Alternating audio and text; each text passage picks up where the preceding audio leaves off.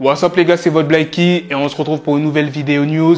Dans cette vidéo, je vais vous parler de pas mal d'artistes, de Lil TJay, de Fredo Santana, d'une grosse fusillade qui a éclaté à Chicago. Sans plus tarder, let's go pour les news. Alors la première news est sur Chicago. Il y a une fusillade qui a éclaté ce lundi à Parkway Gardens. Les autorités ont répondu à un appel faisant état de plusieurs personnes blessées par balle vers 12h20. Il y a un adolescent de 17 ans qui a été emmené à l'hôpital avec une blessure par balle au bras. Il y a aussi le rappeur Boss Top qui a été touché par balle, ainsi que deux hommes âgés de 19 ans. L'un des deux hommes a reçu une balle dans la jambe et l'autre au genou. Boss Top ainsi que les autres personnes qui ont été touchées par balle ne sont pas morts, ils sont dans un état stable. Je ne pouvais pas parler de Chicago sans mentionner Fredo Santana qui aurait fêté son 32e anniversaire, qu'il repose en paix. C'était vraiment une légende de Chicago. En ce moment, l'Illusiver, il est déchaîné. Bon, vous allez me dire comme d'habitude, hein, regardez comment il a sauté dans le public ce fou. Et c'est pas tout. Il y a une personne dans le public qui a jeté son téléphone vers l'Illusiver et regardez ce que l'Illusiver a fait. Il a balancé le téléphone comme si c'était une balle ou un frisbee. Et je pense que le téléphone appartient à cette personne. Vu sa réaction, là je parle de l'Illusiver, mais il faut aussi parler de Playboi Carti. Regardez cette chute mémorable de Playboy. Bon, maintenant passons à la prochaine news qui est plus sérieuse. Le 24 juin, une vingtaine de migrants sont décédés en tentant d'entrer à Melilla. Il y a pas mal de vidéos qui ont circulé montrant des scènes de maltraitance des forces de l'ordre vis-à-vis des migrants sur l'île. Et il y a Francis Ngannou qui s'est exprimé dans un long thread publié sur Twitter.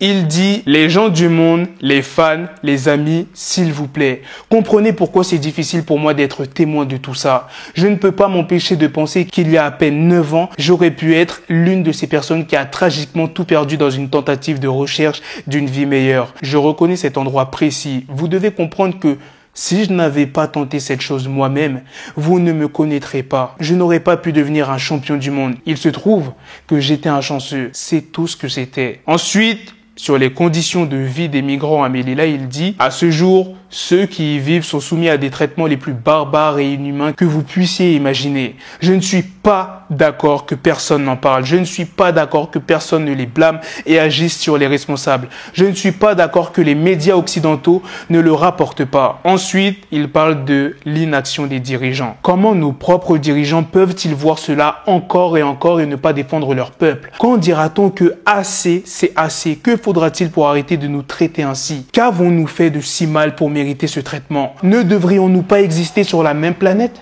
Depuis quand quitter sa famille pour aller chercher un travail pour subvenir à ses besoins est-il un crime? Depuis quand espérer survivre est un crime? Quand ces actes de barbarie contre notre peuple seront-ils punis? Quand s'arrêteront-ils? J'ai besoin de réponses. C'était la news sur Francis Ngannou. La prochaine est sur PJF Nug qui sortira sa mixtape Switch Music ce vendredi. Diams est actuellement numéro 1 au box-office avec son film Salam. Il y aura une grosse collaboration entre Travis Scott, Joey Badass et G.I.D. Mais pour l'instant, aucune date n'a été mentionnée. Ce vendredi, il y aura aussi une mixtape de Westside Gunn. Et la news sur Lil TJay, c'est pas une longue news, mais je pense qu'elle vous fera plaisir. Ce sont les premières images de Lil TJay depuis qu'il est sorti du coma. Gazo s'est exprimé sur Booba et Gato en interview dans le média Move. Il dit « Je faisais 5000 vues. Puis il y a Gato qui m'a partagé sur sa page Instagram. Du coup, Booba avait vu ça. Et il a reposté. Et après... ça a commencé comme ça. Et la dernière news est sur le sosie de Drake qui a été banni d'Instagram le samedi 2 juillet. Sachez que ce mec, c'est un crack. Il avait dit l'année dernière, les gens me disent, vous voulez venir à mon événement parce que je ne peux pas payer Drake, il est trop cher. Je vous paierai $5000.